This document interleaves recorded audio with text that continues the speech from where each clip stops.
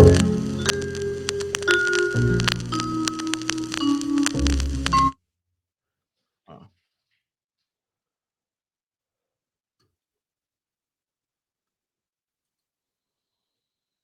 okay, I'll just throw it in there afterwards, I guess, because that's not working either this morning. You're cursed. It's because it's in the morning time. I did something wrong. I usually go to bed like 4 o'clock in the morning, and Oh, everything geez. rain. Oh, And geez. yeah, when I'm up, I'm not. This isn't even early. This isn't early at all. Let's get this going, and that and that.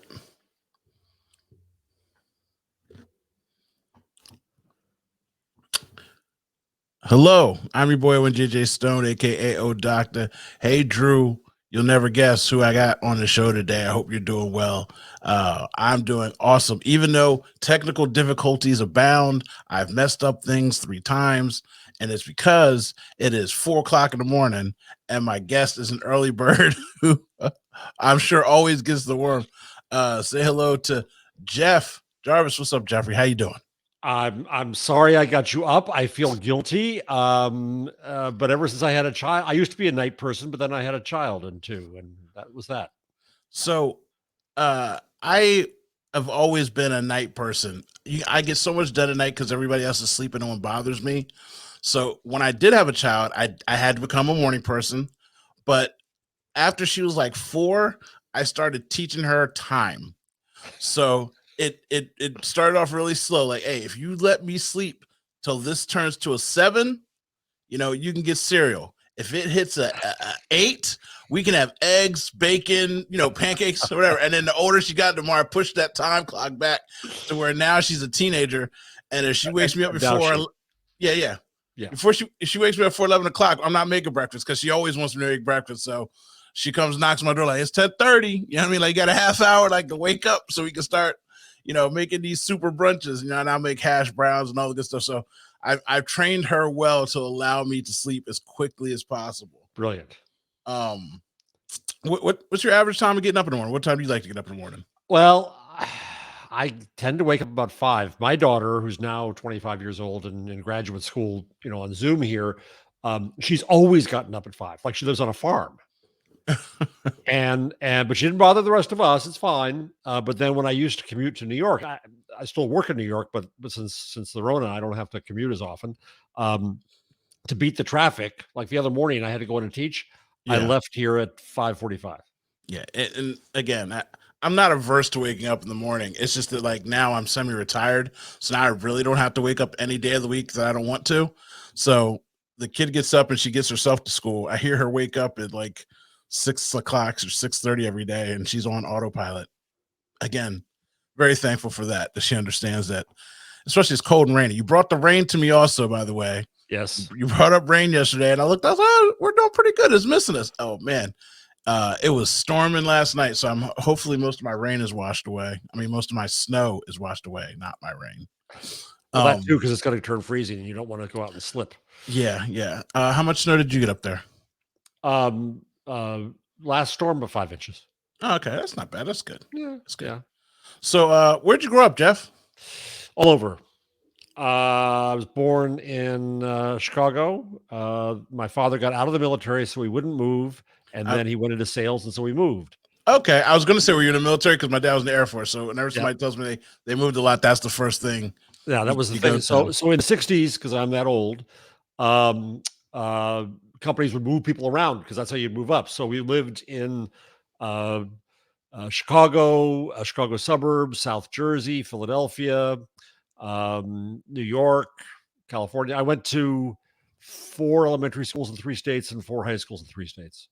Wow, So it wow. explains why I'm screwed up. Yeah. Well, Ever the it new kid. it explains why you're well balanced and you are good with people. I firmly believe, like, because I'm such a people person, it's because I move so much, and I had it also made me a little bit averse to attachments. I'm not attached to anything. Yeah, Like yeah, yeah. I smoked 2 cigarettes in my life, and I'm like, how do people get addicted to these things? They're horrible. Wish You that know, were the case. I have a couple of drinks, and I'm like, whatever. The only thing I'm addicted to is pasta. Pasta has got me hooked, like crack Cacio e cocaine. pepe, man. Yeah, yeah. So what were some of the were you in any bizarre postings? The not bizarre. The worst place I ever was Orlando, Florida, and that was after my dad was out of the military. But when he finally settled down, he moved down there ahead of me and got remarried. So I moved down there to a new baby sister, a new stepbrother, and a new stepmother, and we lived in Orlando, which meant all of our family would come down and see us, and I had to go to Disneyland every other weekend. And I'm like, I don't need to see Shamu. Get double flip No. splash, everybody. Double flip. Like I knew Shamu's pattern because that was the big thing. Everybody wanted to go to see. How old were you Shamu. when the first time you saw Disneyland, Disney World? I guess I was like 8 years old. So from 8 to 12, I suffered through it, and I've never taken my child. She's never made a request. I've never That she doesn't offered it. ask for it because you propagandize against it. No. I don't stand for it, but I never went against it. Like if she, as a kid, she wasn't really into princesses and stuff, so she never asked to go. She never was like, I want to go meet the princesses or anything like that. So I'm like, if you don't, and all her friends were going, so she knew about it, and she was like, "Can we go?" I was like, "Hey, you don't ask, I don't tell." we are not going. So I got to skip that whole thing, and I lucked out really bad. What was your oddest place that you grew up in? Oh, Burlington, Iowa. Oh, We moved there when I was in first grade. I was a neurotic little SOB. I got an ulcer. It was everything there was old, and I didn't like it. And my parents hated living there, which probably had an impact. My sister loved it. My sister thought it was great because it was right on the Mississippi River. She said it was great for an introvert. She should go, like Huck Finn, stare at the river going by. But then when I was in college, I went back there to do a newspaper internship so I could kind of conquer Burlington, and I liked it. Then. It was all right. Well, it also makes a difference because you were an adult. You could do things that you wanted to do, and 99-cent trapped. pitchers of Schlitz beer helped. Oh well, yeah. The discount. Yeah.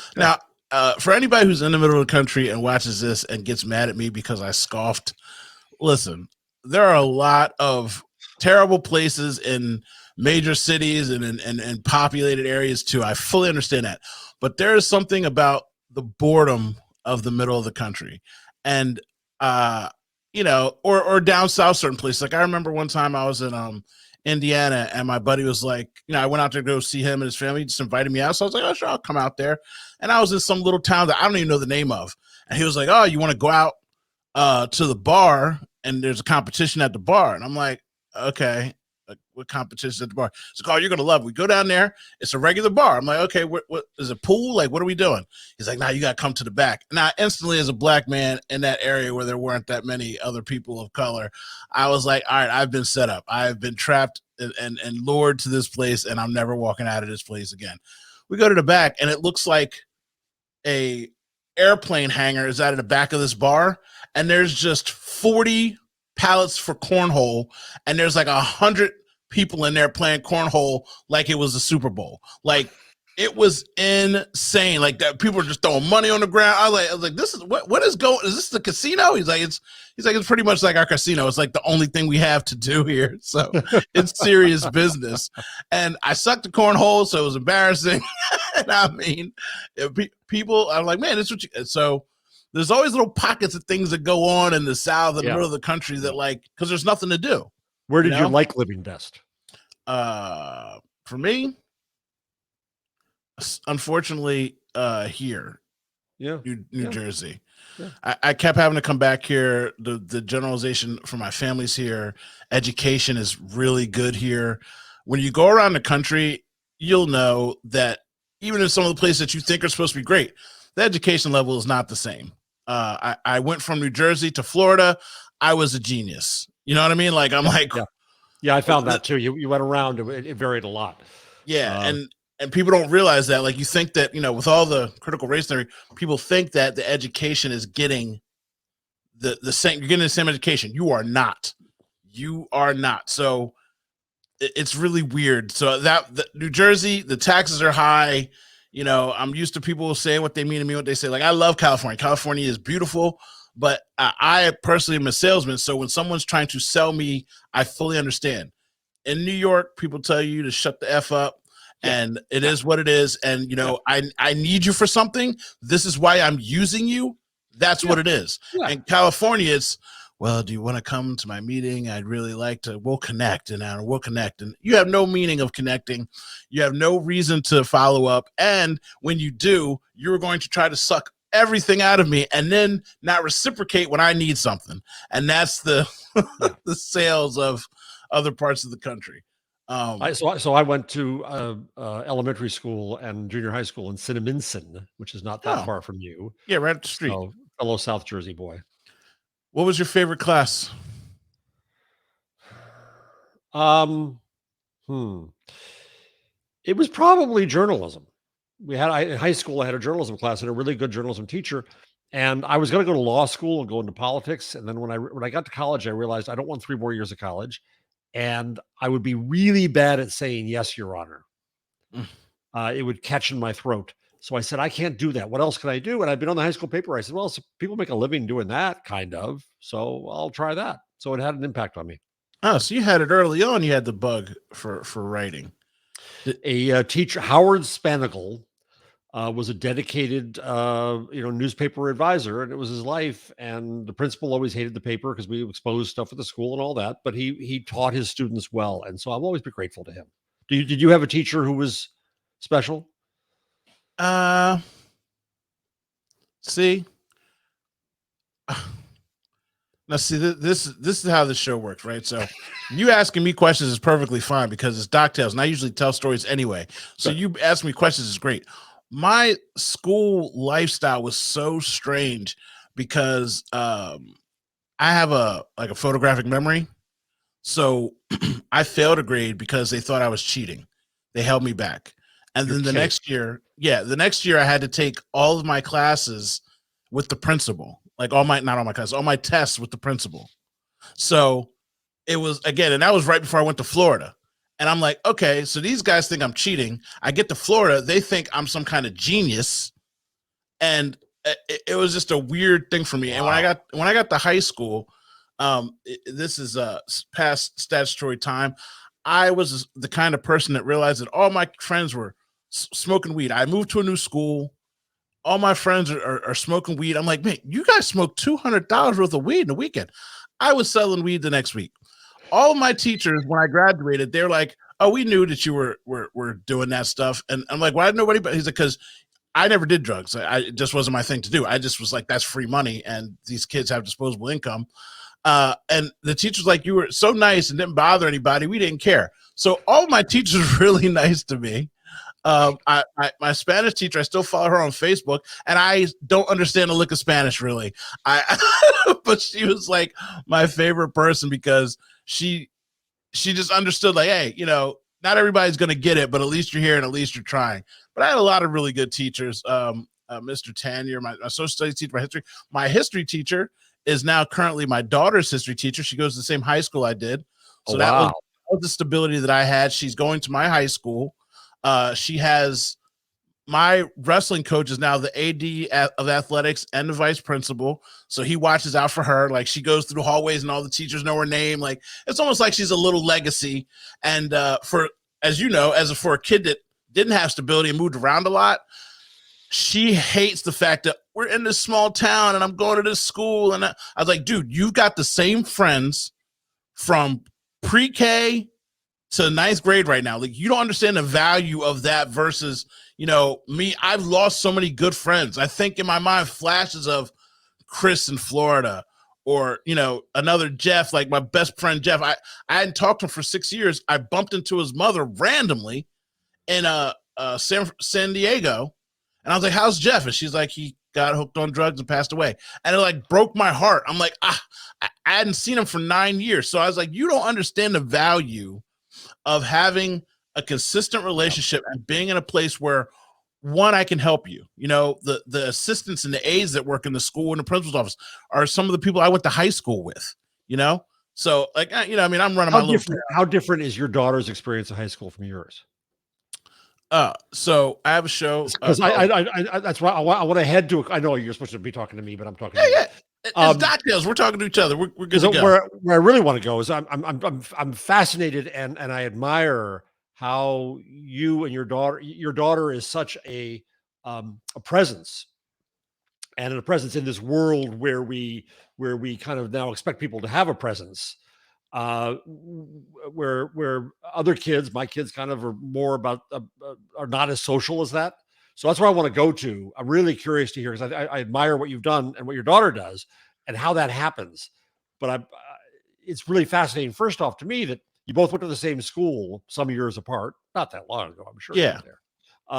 And my sense is that the kids today have a very different experience from what we did, not because of social media, not because of all that, but just the culture has changed and there's more social anxiety and there's more pressure and things like that.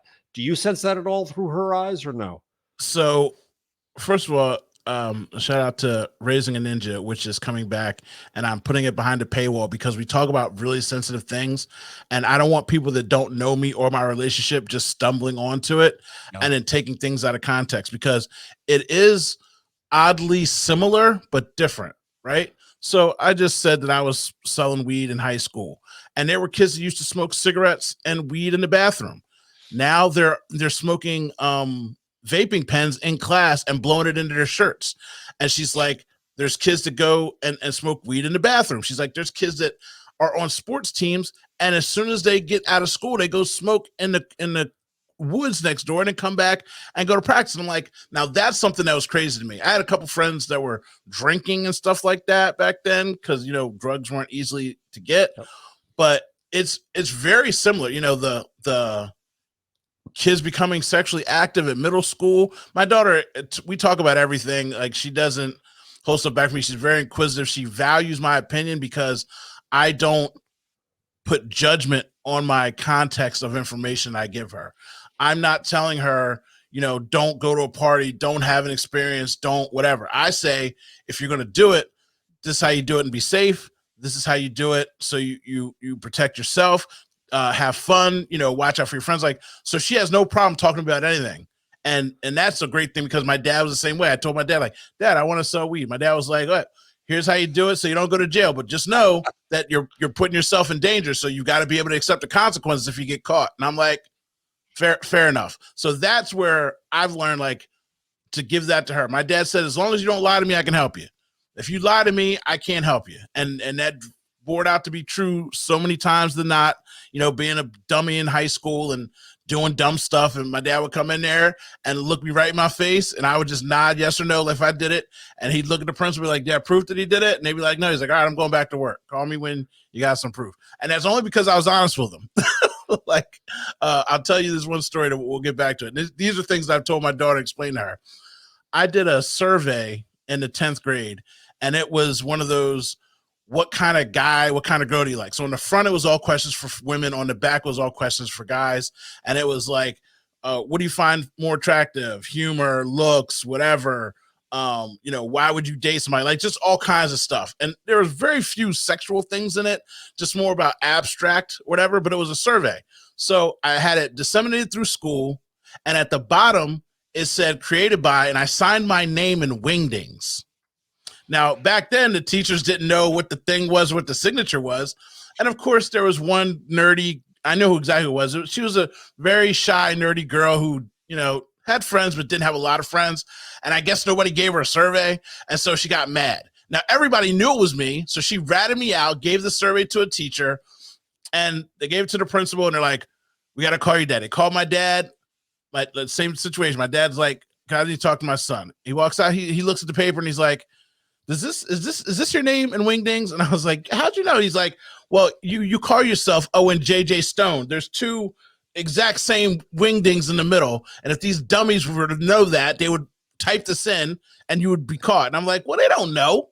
So he comes back in and he's like, all right, let's go look at his locker. Now, again, me being a smart person, I gave it to other people to disseminate and collect. and I did not get in trouble for that survey. But my dad did yell at me. He's like, "Oh, you're so lucky that they don't know," because my dad was he went to school for computers, and I was like one of the first kids in school to have a computer and all that jazz. So I was very lucky because he's like, "Why would you sign your name to it?" I'm like, "Because I gotta take the credit. I gotta take the credit." You know, it's like early hacking. Like I need to have my signature line in there somewhere. So that to be said, I try to have that same relationship with my daughter. She is far and away a better child than me. Credit to her mother. Her mother is she's not my person, but I always say she's a good person. And that I think is filtered down and helped my daughter balance out because I be telling her to do go do all crazy stuff. I was like, you got to experience things, you know? And she's like, it's not my jam. You know, like her friends are at the age where they're sneaking out and doing all this stuff. And she's just like, I wouldn't even have to sneak out. I just tell my dad where I want to go and he'd take me. And I'm like, yes, because that way, at least I know where you are and somebody could come get you.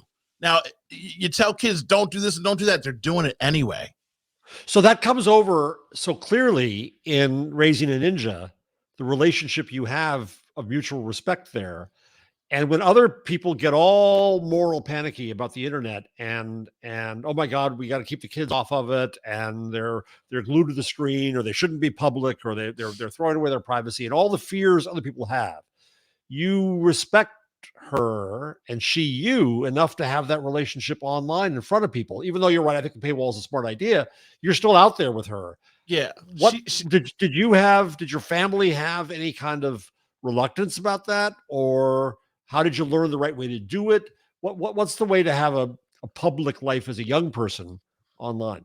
So shout out to Jessica Gottlieb. She kept her kids off of the internet in her own posting. She's a person who is very public and had blogs and things like that, but she just always protected the kids, and you didn't know who the kids were. And that's something I thought to myself, like, man, because her kids were older than mine. I was like, oh, I should probably do that. Then I got to a point where I'm like, I'm out here doing all this marketing and stuff like that. I understand the power of having things. And I bought Leah.com before she was born. I've already had $50,000 offered for it. She owns @Leah on Twitter. She didn't understand the value of it until she got to the 6th grade. And people were like, you own @Leah and @Leah.com? She's like, yeah, you know, no biggie. And so she's had a cell phone since she was 6. She's been on social media since she was like 7 or 8. And just for me sitting down with her, and again, not judging, we sit down. If I took her phone right now, went through and read all her messages, she wouldn't care. Because if she's in there talking to one of her friends about a boy, that's what kids do. I'm not going to be like, oh, why are you talking about a boy? I just say, okay, that was a stupid picture, that was a stupid meme or whatever. And we'll go through it together. And that way, like, she's had grown men try to slide in her DMs. And from me expressing interest and knowing that she could come to me, she would say, hey, Dad, I think this isn't the right person. You know, you want to block them or do whatever you want to do. And so just from being early on and being open about it and teaching her that, hey, likes aren't important, your content's important. She's also expressed that to her friends. And because a lot of parents don't know, you know, my one friend was like, my daughter's not doing good in school right now. And I'm like, well, you might want to take her phone away at night. He's like, what do you mean? I'm like, she's not going to sleep. He's like, yes, she does. I'm like, bro, I hear Leah's phone bling, bling, blinging, and Leah sleeps through anything. Sometimes I just go in a room like, who is messaging you this much? And I was like, it's your kid. She's up at 2:00 in the morning on Instagram messaging people. So she's not sleeping well.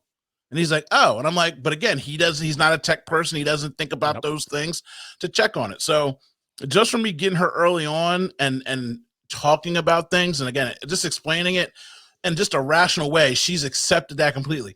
She asked me, how do I get popular on social media or TikTok? She wanted to do TikTok. I told her what to do because, you know, it's all marketing, you know, it's all strategy and systems. She went, and within 3 days, she had a video that had 50,000 likes on it. Within a week, she had got up to like 200,000, whatever. And she was like, this is easy, you know, because I'm like, dude, you're a girl. Women run the world. As soon as you understand your power, you can do anything that you want to do. And she got up to like 500,000 likes and views or whatever. And she was like, all right, I'm going to just shut it down right now because it's just, you know, I don't feel like. But she learned, that's the great thing is the trust you give her. We don't trust our children enough. in society these days, right? That's part of the excuse for the CRT arguments is, oh no, it's going to corrupt them. We're going to offend them. It's ridiculous and offensive in itself, right? Yeah. And trusting our children with the future is what we got to do. And not for nothing, it's always been that way.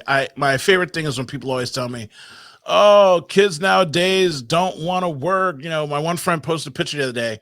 His trash can was filled to the brim, like this much over the trash can. He's got 3 kids, all middle school and up, and he's just like, "My dad would have knocked my block off if I didn't do this. These kids are just lazy nowadays. They don't want to work for anything. They don't want to do anything." And I'm like, "Bro, that's your fault.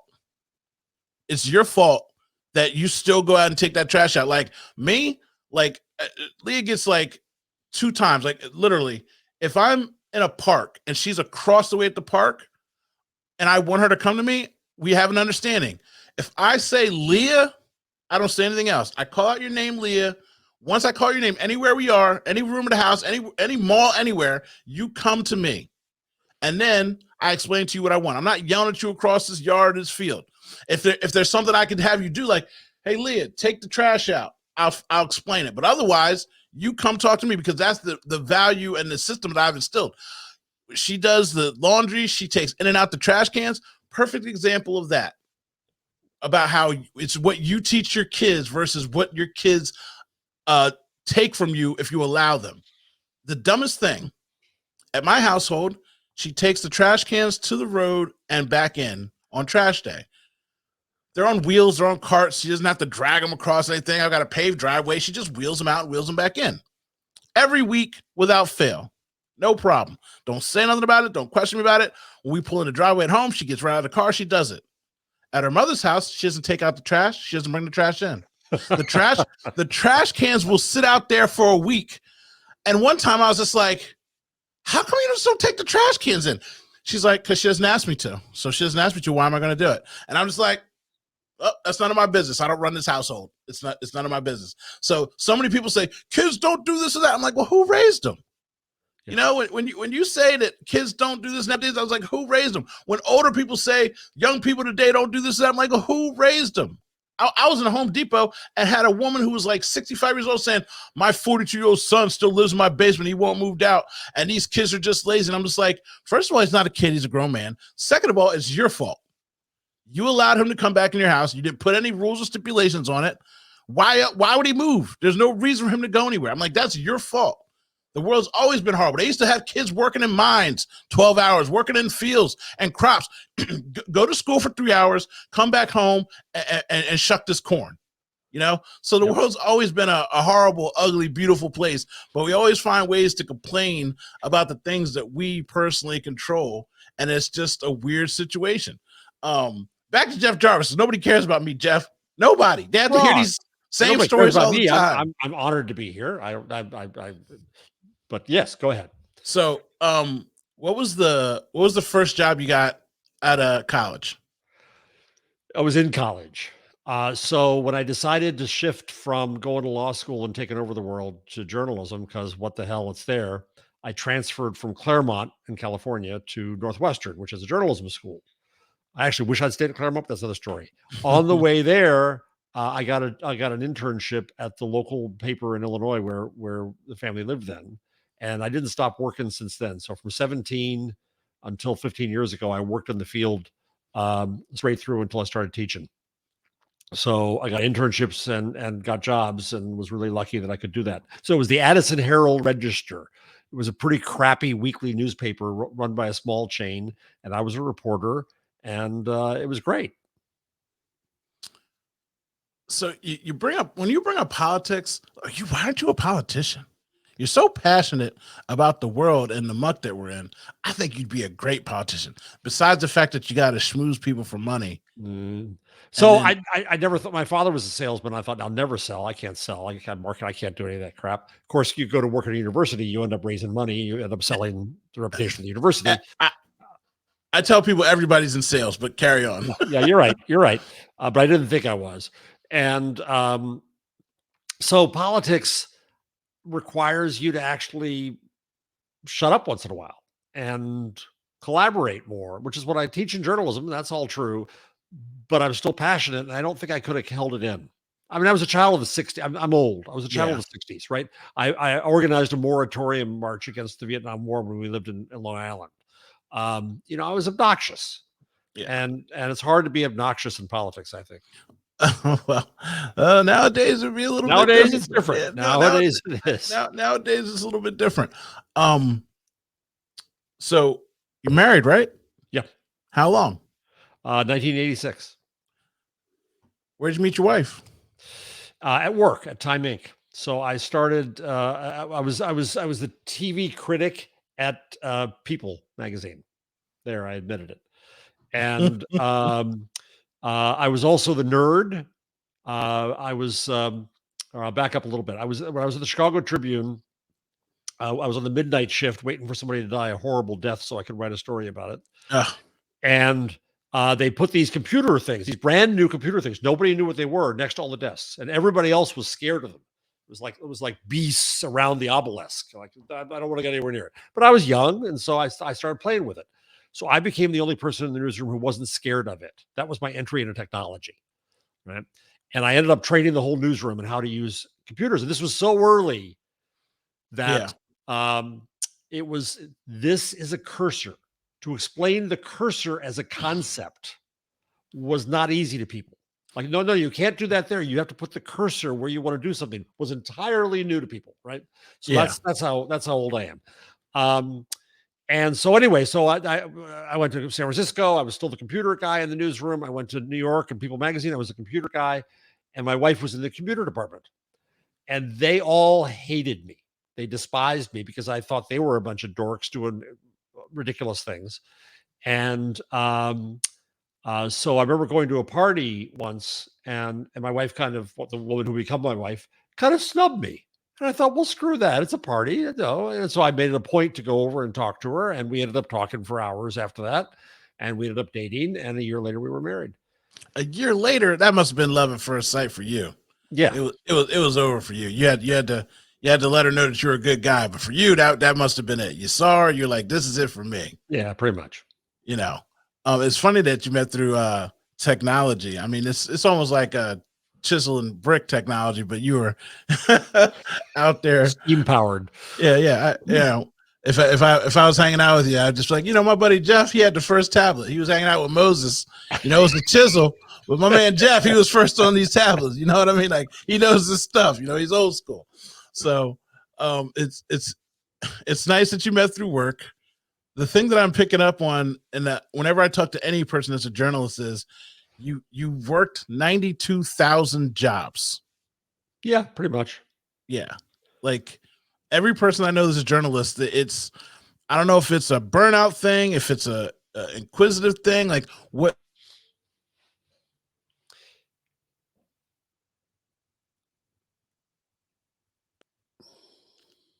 Right, hard question, because every journalist I know, even now, like I wrote for TechCrunch, I went to AOL, I went to, like all of them have worked at like 10 different places.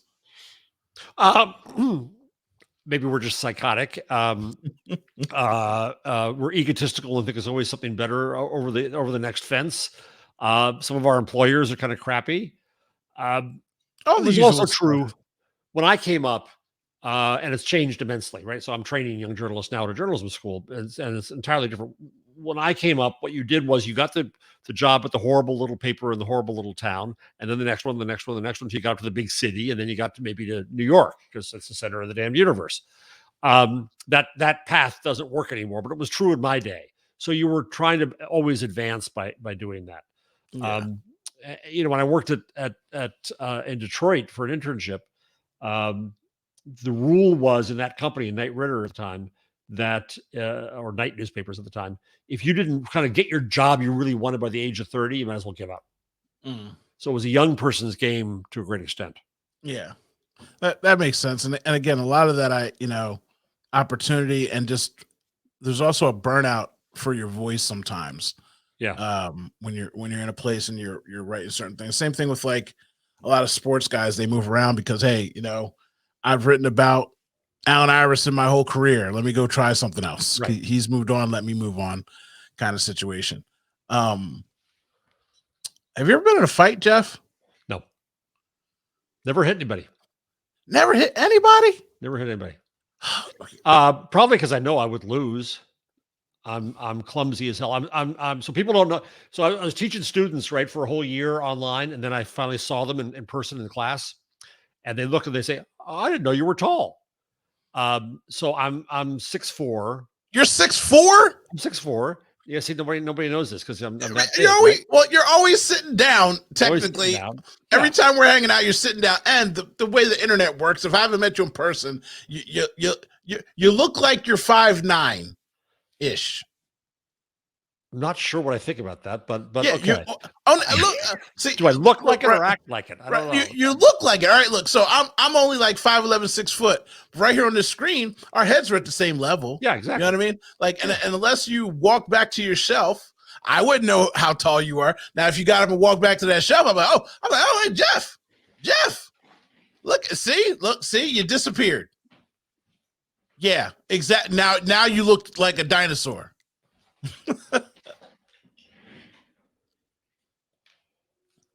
All right, I'm back. So for reference, yes, you look tall there.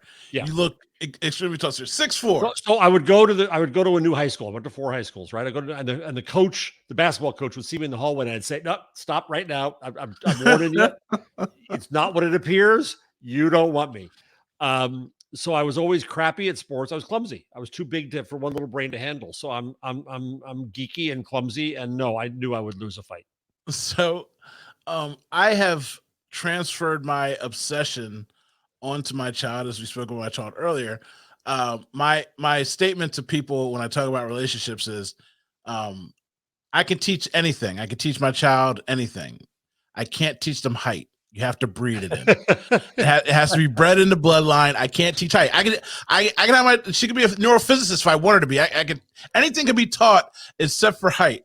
And so her mother is 6 foot, and her mother's father is like 6'4". Her brother's 6'2". And my family, we top out at like 6 foot, but I have cousins that are 6'6", 6'8", and so like that. So it's in the genes somewhere. Yeah. And so I have put this on her because there's a lot of family members that are short. And we have aunts and stuff that are like 5'2", 5'4", and they just look up at Leah like, "Oh my God, you're so tall." I mean, starting at 10, they were just like, "Oh, you're so tall." And she's reaching stuff off shelves. She's like, "What kind of life is this that they're just so short?" And I'm like, see, now you understand. Yeah. Like, Yeah. we go places and she's like, "This is a grown woman that can't reach the shelf." And I was like, yeah. So she's her biggest problem with being in a small school is none of these boys are tall enough for me, Dad. They're all short. And I'm like, well, first of all, you're in a ninth grade. They haven't hit their spurts yet. You got to wait till they get their growth spurts in.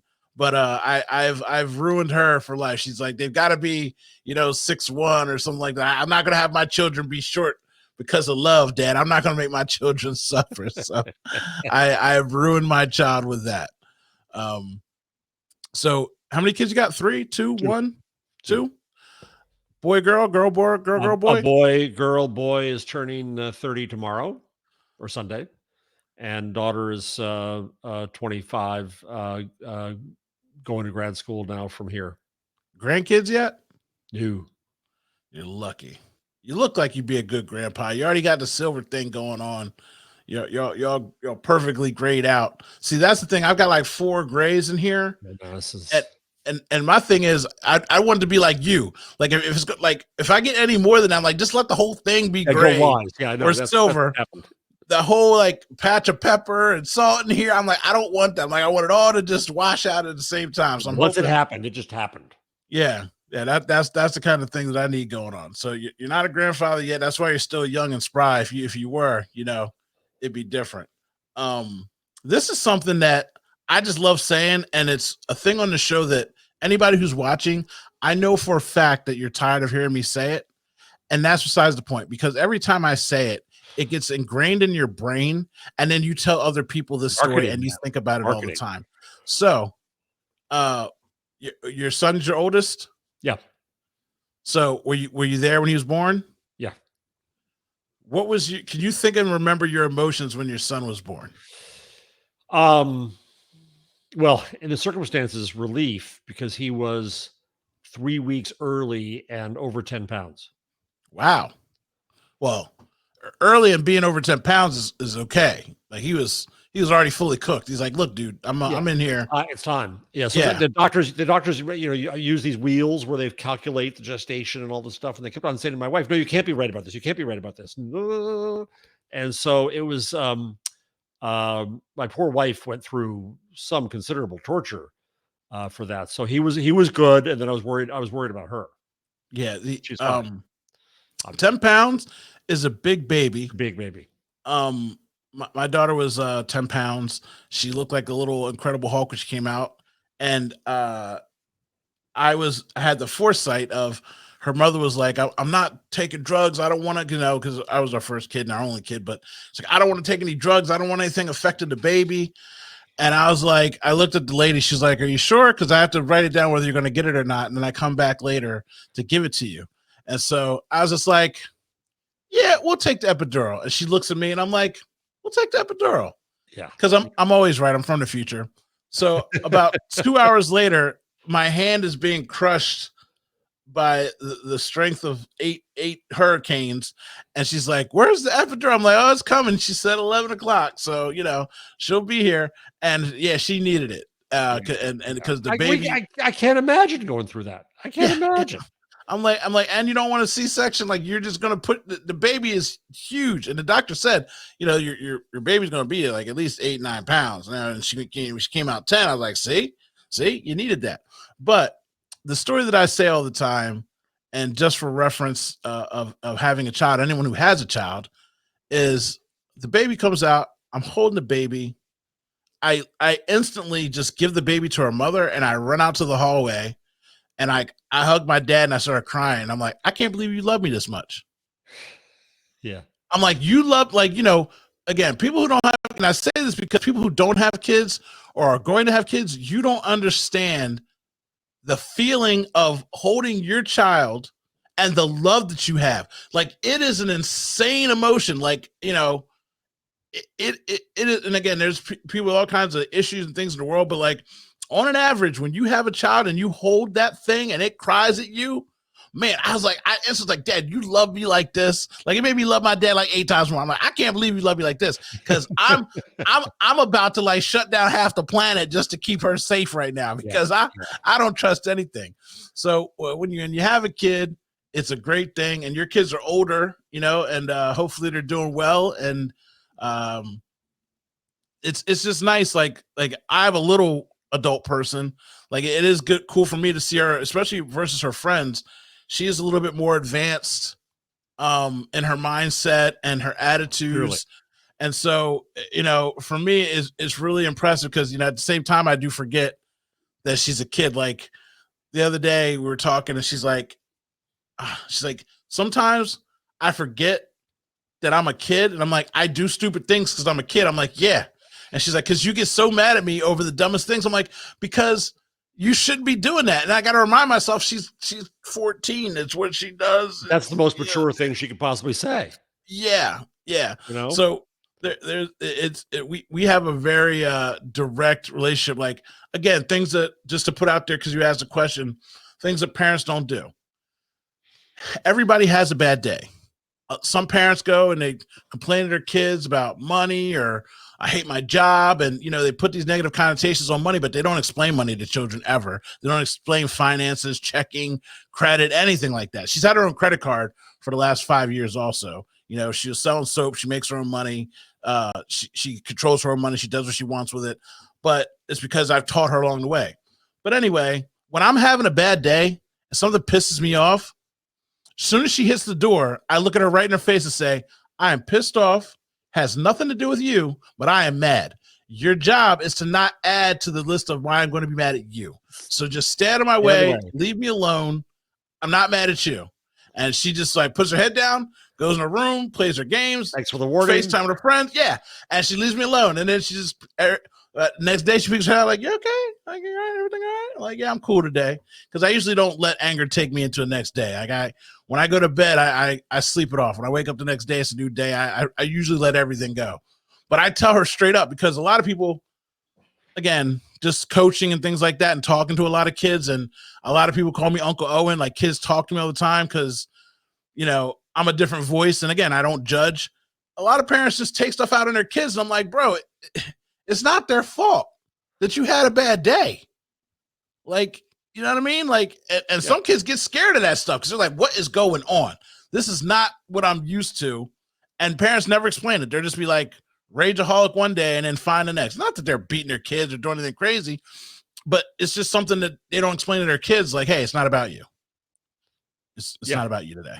Yeah. So I try to do those things as well. Vacations, Jeff. What's that? Yeah, you don't go on vacations. When's the last time you went on vacation? Oh, when the kids were much younger, we used to go to a place called Skytop in the Poconos.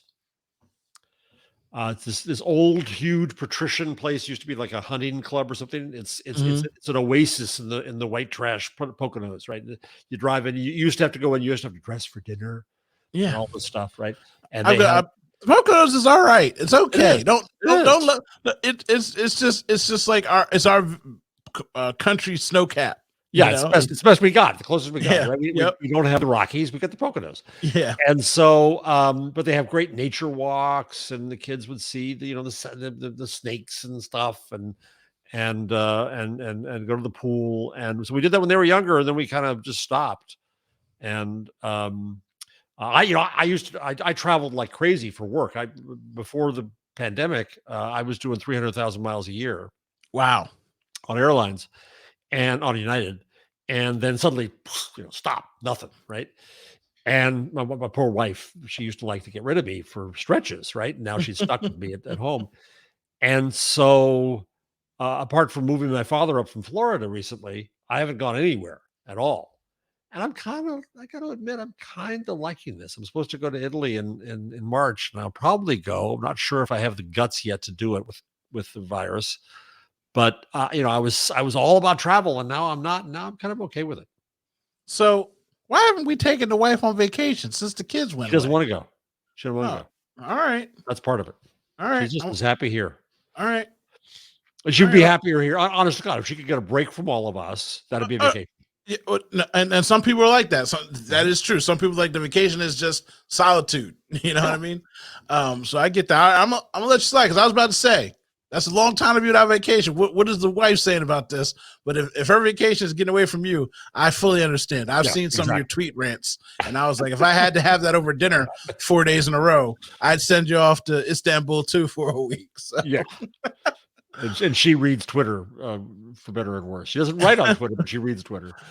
So, what was I going to say about Twitter as far as that's concerned? So, what's your favorite social network that you use? Is it Twitter? It's Twitter now. Okay. Twitter now. So on Twig on the Twit network, Leo will paint me as being the defender of Facebook or Twitter or Google, and I always say I'm not. I'm the defender of the internet, and I worry about the moral panic going on. Everybody's blaming all of our troubles on Facebook and Twitter, and I think that's wrong. And people say about Twitter, well, it's not the whole country. That's not the point. That's a mass media way to look at it. Twitter is individuals, and you build individual relationships. And if you don't choose, I get really mad at journalists who say we should get off Twitter. And I say, Twitter finally gives people who've never been heard in mass media the chance to be heard, and you're going to walk away from them. So I really value Twitter for the opportunity to find individuals. When the pandemic started, I started a COVID Twitter list. It's got 600 doctors, epidemiologists, virologists, geneticists on it. I learn like crazy. I watch them peer review papers on Twitter. It's phenomenal. And I get to expertise there. I get to friends there. I meet people, here we are not far away from each other. Whether we ever meet in person, who knows, but we, get to know each other better thanks to various social media. So I value that a lot. Facebook, I liked more in the past, and I don't think they're destroying the world. I think the stock. I think we're watching the apex of Facebook and heading down. But I don't have the same relationships there that I have on Twitter.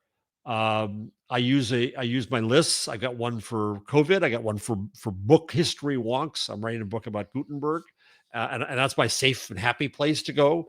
It's the functionality I like. I think that's what I admire TikTok a lot for how it's collaborative. I think that's great. I admire YouTube for how it gives people a chance to make a living. Hank Green was online this week talking about how YouTube, there's nothing but up. Right? You get a proportion of the ads that are associated with you, whereas at TikTok, it's a certain amount of money, and that's it. That's what they give. And the more popular people are, the less each one of them makes. Right? Yeah. And so I think each Reddit, people love Reddit. I get it. My old boss is the one who bought Reddit at Condé Nast. I'm not a big Reddit user. I don't understand it enough. So yeah, long-winded answer to your question. Twitter is still my favorite. So just to reiterate and back up what you're saying, like the world has always been a awesome, horrible place. Like as a black person, when I hear mainly white people say Facebook is destroying the country, I'm like, do you realize there were lynchings before Facebook existed? Right. Did you realize that, there was Jim Crow before Facebook existed? So telling me that Facebook is the worst thing for humanity, you sound like a crazy person. You sound like a privileged person who doesn't understand Exactly. that the cycle is of what you make it. Now, I'm going to say something here that I don't preach out too much that often. There was a time when I went viral on the internet, and I ended up on Fox News or TV a couple times, and then I ended up on Alex Jones's show. This was like mid crazy, not I didn't know. Not frog alien people, right? So I was on Alex Jones's show. I was interviewed for what happened. So I was on the show like 2 or 3 times. His producer is former producer is a great friend of mine. He is one of the nicest, kindest people in the world. And when you talk to him, I was like, he's embarrassed to say that he worked there, but it's a job. He lived in Texas. He got to produce content before everybody else was. He was very early on, so he loves that job. And him and his family are just wonderful people. And so I can't even say that I work there. You know what I mean? Like it's hard for me to, And so for me to say this to you for the reason of, I have fans that, especially on Facebook, I see it more often and it comes up. I'm like, wait, what? Who are you? You know what I mean? Like the statement that you just made, where did you come from? And I'm thinking myself, oh yeah, I've got a lot of Alex Jones fans that became fans of mine. And it's interesting and awesome because they get to hear my voice and my, when I was living in a nice neighborhood and I got pulled over 93 times or 98 times in 3 years. And they were just like, I didn't believe those things happen. But since I know you and I've been following you for years, like, it's bothering me, and I'm sorry that I never realized it. So a lot of people that shouldn't even have been, quote unquote, Owen fans, Dr. fans, and had a whole different mindset on lizard people and stuff like that, by them following me and watching me over the years and becoming trusted agents of mine, I've gotten emails from people that are just like, I can't believe blah, blah, blah, blah, blah. Even just being on Twit, I always like try to give a message at the end, or I talk about my experiences. And you have no idea how many emails I get. I'm a 78-year-old white woman, and I never thought that racism was real until I'm hearing your stories and the passion that you talk about. And since they like me, and they might not be an opportunity to know a black person.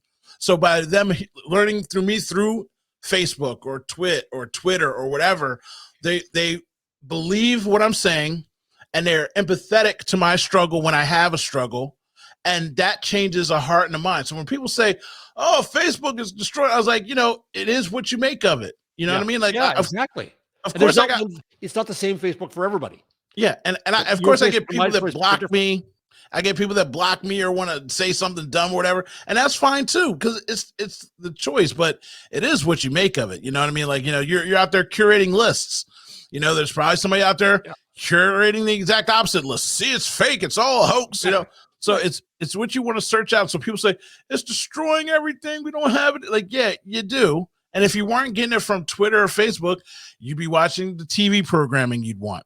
You'd be reading the books you wanted. You'd be reading the news articles that you preferred. You'd be listening to Billy Joe Bob at the barbershop instead of Suzanne in the library. Like, no matter what it is, people figure out a way to find things that they want to hear and they want to accept until something challenges them. and they're willing to accept that challenge. So it's not the internet. I've learned so much about this. As I say, I'm working on a book on Gutenberg, because we have, this is the part of the joke on This Week in Google, is that every time I say Gutenberg, it's a drinking game and you get to get drunk. um, there's a lot to learn from our entry into the Gutenberg age as we leave it, right? And part of the lesson is that people used to think that the printing press was going to ruin society, and they thought that fiction was going to ruin the morals of especially women and children, and they thought that the telegraph and radio was going to ruin us. This kind of moral panic always goes Video on. games, hip hop, Cartoons, comics, yeah. Right. So the other thing is that marijuana, well, or can give you some money in the bank, eh? Is that mass? What I've come to hate is mass media. Is the idea that we're all a mass, that we're all the same, that we should be treated all the same. When obviously that's just false, and that's a construct that says life will be okay when you all act like us, the people who are in power, people who look like me, right? And so I've learned a lot on Twitter from watching communities in action. There's 2 books I teach. One by Charlton McIlwain is called Black Software, which was about the early days of online and starting the stuff that existed before the web and social media. And then kind of a sequel in time, it's not really a sequel, is a really great book by Andre Brock Jr. called Distributed Blackness. It's about Black Twitter, right? And part of what I learned from him is I still had a mass media mindset. I still said, Black Lives Matter means that it reached scale and everybody noticed. And he said, yeah, that's fine. That's a tool which we can use. But basically, I don't care about you on Twitter. I finally got a space where we can have our own joy and not be watched and have a community. And in journalism, I keep on pushing the value of community. And so Twitter has taught me a lot about that, about people being able to create not this idea of talking to everybody, because they're not. They're talking to however many people they talk to, however many people want to listen to them, however many people want to interact with them. It's about the first time in media, at least since industrialization, that we have this opportunity for community in it. And that's why I love Twitter. That's what it teaches me. And that's one of the things that bothers me the most. Like, not social media, news, entertainment news bothers me more than anything, because news inherently, except for maybe this generation coming up knows or will know that it's entertainment now. But just from my era, and obviously your era and the eras before, being a journalist meant something. Delivering news meant something. It meant researched, truth, fact, believable, maybe a mistake, you write a retraction, credibility, honor. Now it's, I've got to be first. I've got to be entertaining. I've got to have the drama to keep you on this 24-hour cycle and spin.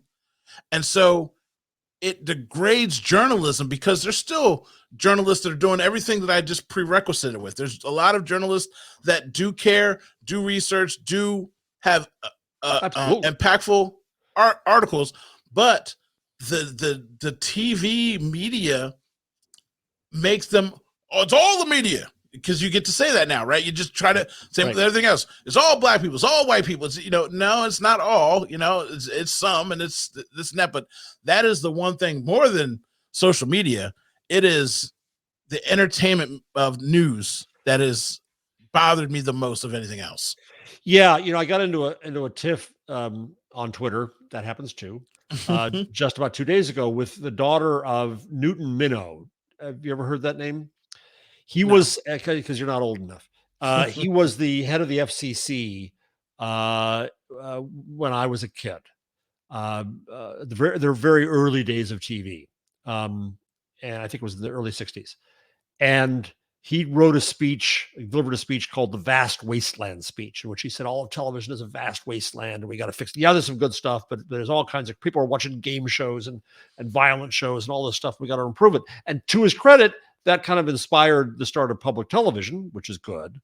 But to his discredit, he was insulting a new medium as it begins. And that always happens with something new. It always Yeah. comes along and somebody insults it, right? So I was thinking about this, and he also pushed the networks to say, you have the gift of the public's airwaves. He's right. And you have a responsibility for public service. And you should put news high on that list and do real news on TV. And that seems obvious, right? That's a good thing. But then I was thinking about it in my contrarian way yesterday, and I wonder whether pushing television as a medium to have news led us on a path inevitably toward 24-hour cable news. And the 24-hour cable news leads us to a worldview that makes our heads explode. Right. And people say you can't spend all this time on your screen, on your phone. Well, I'm talking to people. I'm listening to people. I'm interacting with people. It's about people. It's not about technology. It's about people. Right. And I also thinking back, a world in which all day all you could do was watch game shows and soap operas and sitcom reruns, versus a world where you watch cable news, which I do all day. It's on in the background, where you see dystopic visions of hatred and dysfunction and and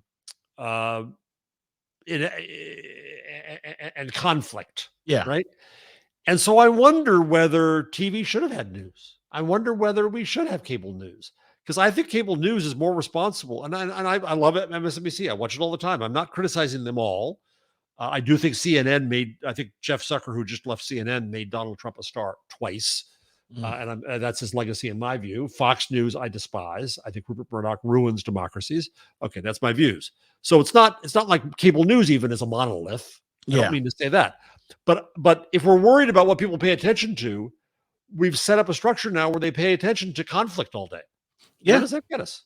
Yeah. And again, that's more of something that we should be focused on than Facebook is just an evil breeding ground of whatever. I'm like, my Facebook is kind of pleasant. I'm seeing babies and puppies all day, and my cousins that I haven't seen in 10 years raise their family. Like, I don't know, my Facebook experience doesn't seem to be your Facebook experience. The groups I follow are just mostly sports. You know what I mean? Like, it's what you make of it when it comes to that. But we both agree there. So let me get to some last questions, because people, first of all, Jeff, anytime it happens with a smarter person than me or a journalist, it happens that the show is like 50-50 on whether I'm talking about myself or whether they're talking. But I love talking about me. So nosy, and we like to ask questions. Oh, yeah. And we deflect. It's the problem of rebuttals. I fully understand the game. I know what you're playing. What's your favorite food?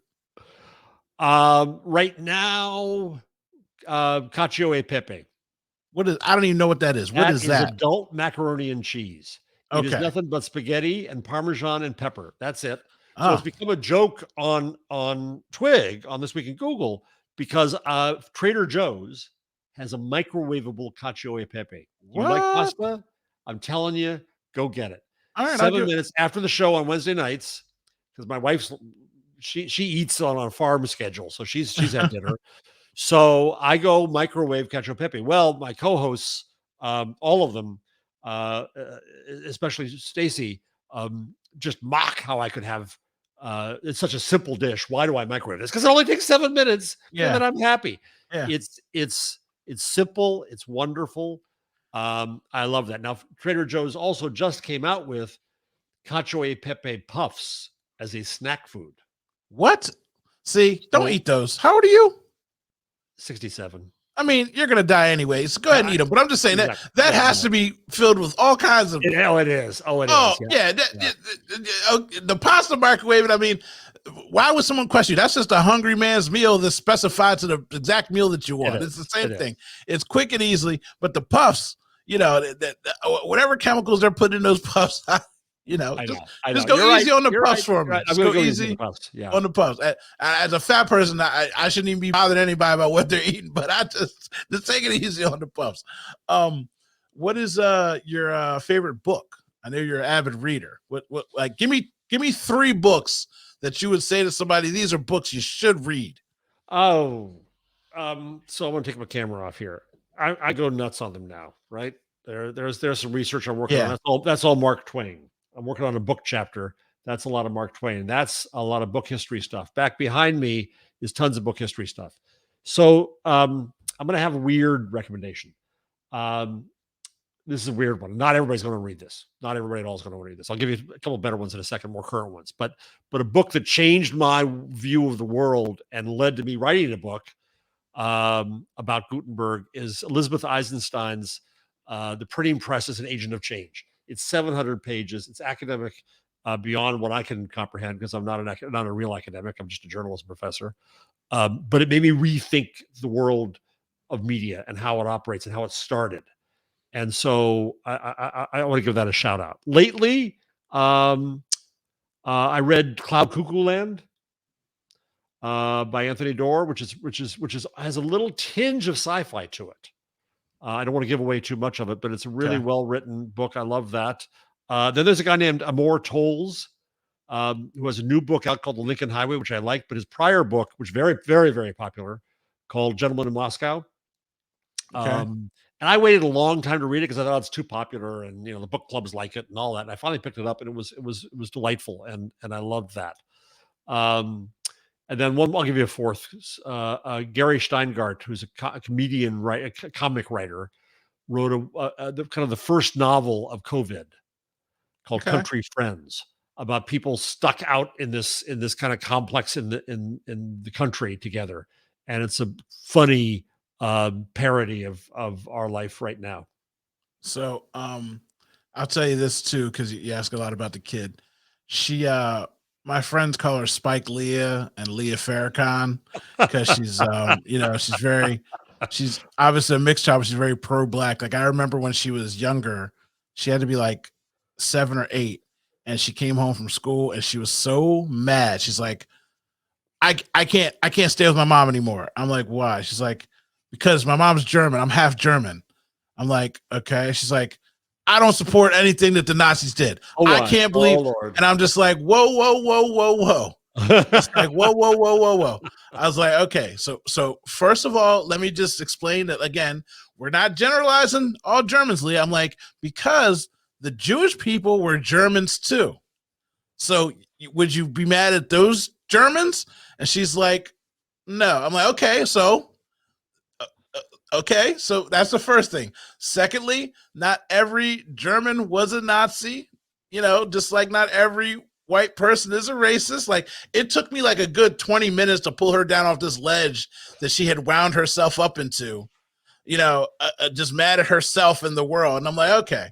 So then the next year, she had a Jewish teacher that teaches about the Holocaust, and some parents get really upset about it because they're such a young age, but she does it in a nice passing way. It's not anything that's ultra aggressive. It's just giving information. Mm-hmm. And so Leah, for her summer reading, I forget what the name of the book is, but it was a book about Jews in the Holocaust escaping. And the teacher called us and was like, yo, this is a really serious book. She asked to read this book. Like, are you sure that she's like, this level's like 2 years ahead for her? Like, I was like, yeah, if she wants to read it, let her read the book. It's a book, right? Like, I don't have any problem with her reading a book, And she's like, it's just got really strong. I was like, again, let her read the book. And so, go ahead. And so she did. And it's funny to me because after that, she just really got into getting information. Like she was like, I'm not celebrating, not celebrating. She's like, I'll still have Thanksgiving dinner, but when it comes to school and they start giving us this education, she's like, I always have to let them know Indians were not savages. They were here first. We mistreated them. Like these are things that need to be said. Like, and I'm just like, you go ahead and tell them, because her mother was the type of person that was like, well, there's some good things and some bad things. And I'm the type of person like, hey, you ask me, hey, let's roll the tape. Like this is what went down. So, I'm going to give her that two of those, the last two books you suggested. I'm going to get her those 2 books to read. In the recent made up bullshit controversy about Mouse, the book, and the book banning, there was a great tweet. I wish I could give credit. I can't remember who it was. Somebody who said that she remembers that there was a book when she was young, and it might have been about racism. It might have been about anti-Semitism. I don't remember what book was, but she said it blew the sides off of my playpen. Right. It made me see that there was an unprotected world out there, and it made me understand better and maybe start grappling with it. I think that what we do as a society with our children is we protect them too much. A friend of mine kind of runs the free range kids. She wrote a book on that about, and I think it's a very similar philosophy to you, is to trust and respect our kids, and they'll figure out how to take care of themselves. And that's true intellectually too. Yeah. And so I remember when I was young too, my parents, they like to go to, when we lived in New York, they like to go occasionally into Broadway, and we saw a play that was the Holocaust. It was actually transcripts from trials in the Holocaust. It was just, I have nightmares to this day, but it blew the sides off of my playpen. Yeah. And I think that's so important, that when we think that our young people aren't capable of learning hard lessons, then when do we think they're going to grow up, and how are they going to grow up? Yeah. And the one thing for me is, has always been a balancing act of not making her an adult without being a kid. Like, Right. ever since she was little, because the connections that I have, like, I do marketing and media, so people are just like, your daughter's beautiful, bring her up. I'll put her in a commercial. I'll put her in an ad. And I just was like, I don't want to Michael Jackson my kid. That was always my statement. I'm not going to Michael Jackson my kid. Like, I see how kids get puppy farmed out. You know what I mean? Like, shoot, I remember the first time I got a paycheck and I looked at my taxes, and in 1984 and 86, I made like $9,000. And I'm like, how did I was somebody using my identity? And my dad's like, oh, no, you used to be in JCPenney magazines, the things with the clothes, like you were a model for the JC. And I'm like, where's the $9,000? He's like, man, we spent that money. That was a good 15, 20 Do you years have ago. the catalogs anymore? I don't. Nobody knows where they are. Nobody knows where they are. Oh. Like I'm pretty sure one of my aunts has them, but she just has stuff in boxes. So at some point I'd go through them, but cause she's the only person that would have kept them in that time period. Cause again, my dad was in the military. He moved around a lot. So it was just like, things just go away. And I'm just like, but I'm like, where's my money? You should have put my money in Google, or he's like, or IBM, somewhere my money should have been invested. So if you just bought McDonald's stock then. Yeah. So I just didn't want to Michael Jackson the kid. So there is a balance of not giving them too much and still letting them be a kid, but that's anything, you know what I mean? And some people keep their kids so sheltered they never grow up. And then they get mad at the kid for not growing up. So it's always a balance. It's always juxtaposing what's going on. But yeah. So my last thing, do you watch like any TV shows? Are you into horror, comedy? Like what's your outside intellectual jam? What are you into? So I'm working on books. So I'm doing the research on that. So I'm looking at history. I'm working on a book about the linotype. I'm working on Gutenberg. They're weird, but I really enjoy that. Right. So there's no TV shows about that. So every time you mention a book, I just want to shout nerd at you. But I let you talk. So I was crappy at sports, so I was the kid inside. There you go. So I used to be TV critic. Right. I was TV critic at People Magazine. I was TV critic at TV Guide. I started the magazine Entertainment Weekly, was my idea. I loved television. In fact, I'm just going through the Entertainment Weekly stuff right now to maybe write about its origins. And so I watch TV all the time. And these days I don't watch nearly as much.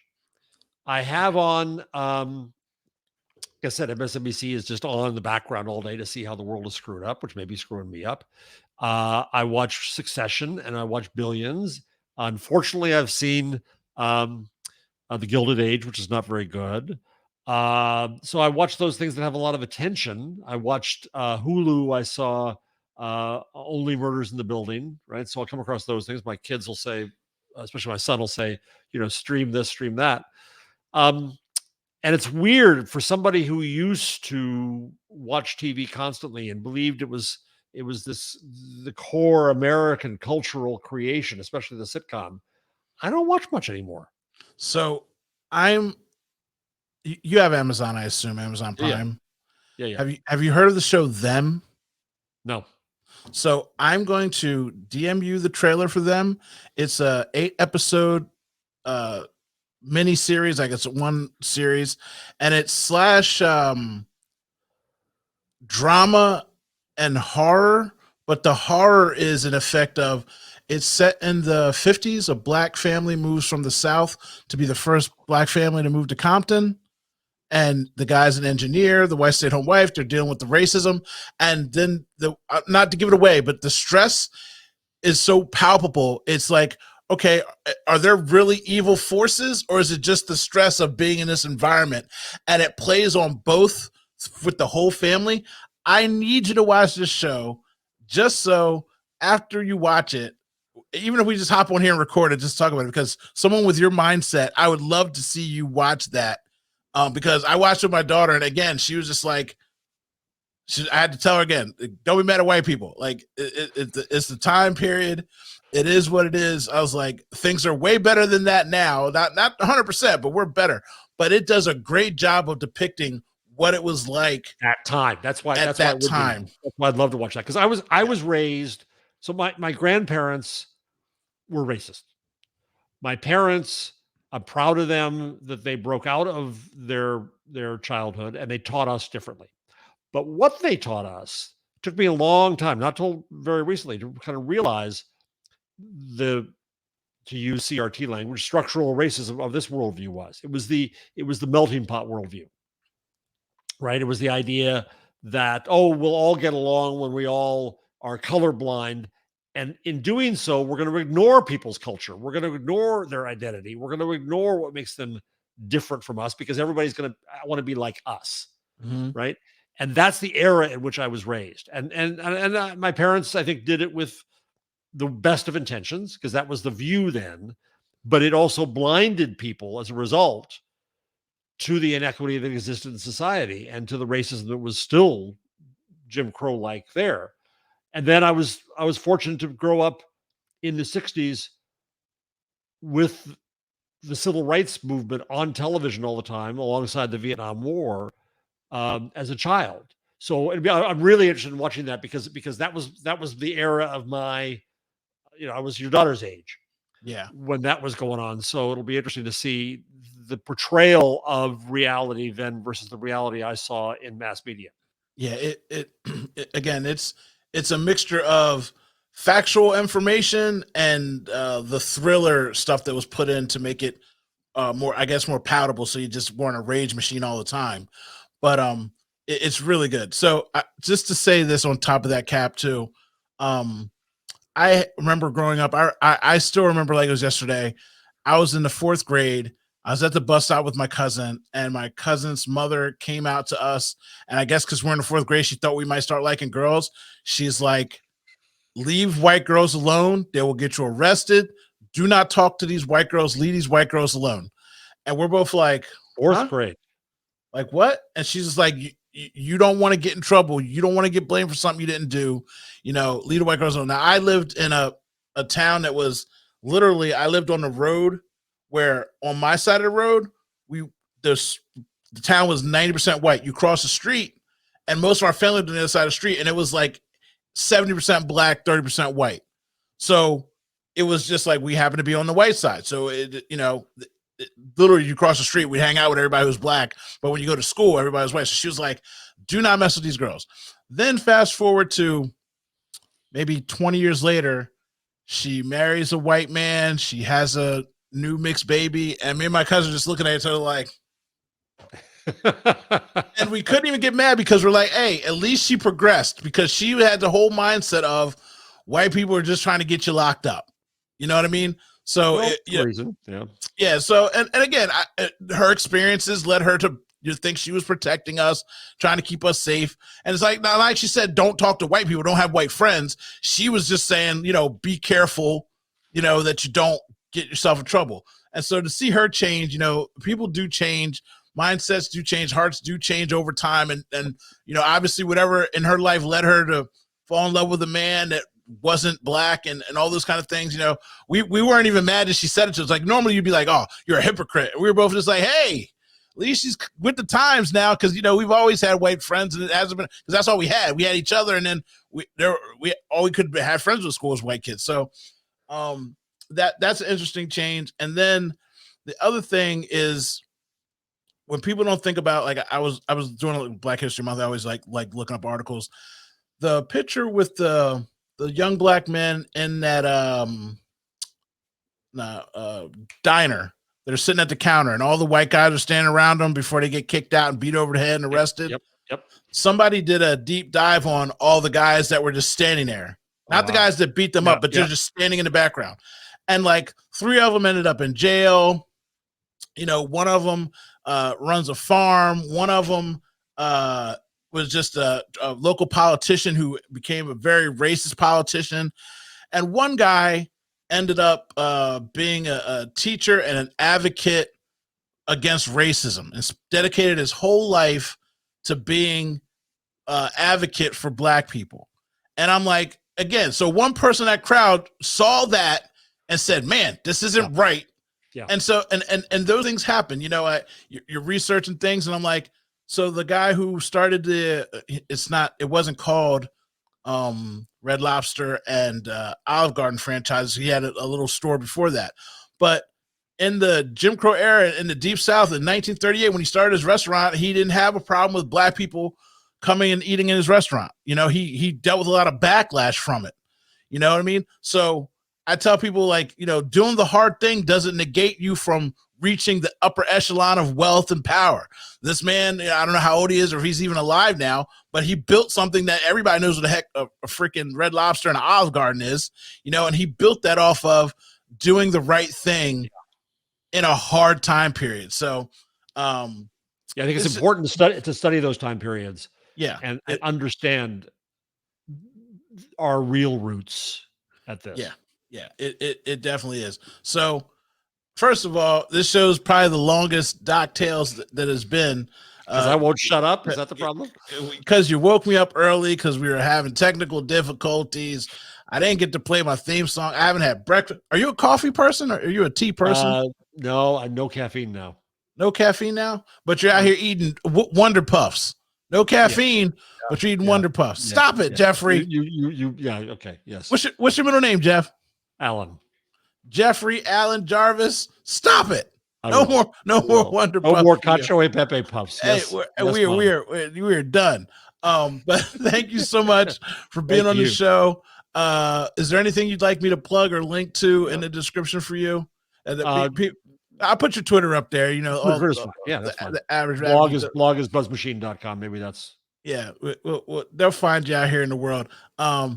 Thank you for interviewing me on my show, Jeff. I appreciate you coming on here on your show and grilling me. You're gonna watch that show eventually. I know you're busy, man, but when you get done watching it, you know, think of me. We'll come back. We'll just chop it up and talk about it. I'd love to hear your thoughts on it, and it'd just be really interesting to have that conversation. For everybody listening, that's the other thing too. When I started the show out, I usually say hello to someone. I said hello to Drew today. I say again, Drew, I hope you stayed to the end and watch it. I usually try to pick one person, see either in my comments or left a message, and start off by talking to you directly, because my favorite thing on YouTube and the internet is, hey, you guys, and they're talking to the whole world. I start every show talking to one person, and today that person was Drew. If you'd like that person to be you, leave me a comment, leave me a dislike, leave me a like. I'll even shout you out if you don't like it. If you leave me a bad comment, I might even shout you out first, because guess what? We learn from understanding, and I like grumpy people because I'm a grumpy old man myself, Jeff, and I will not begrudge you for being grumpy, because we're on here talking crazy for over an hour. I'm your boy, JJ Stone, a.k.a. O Doctor, and this has been DocTales. We're out.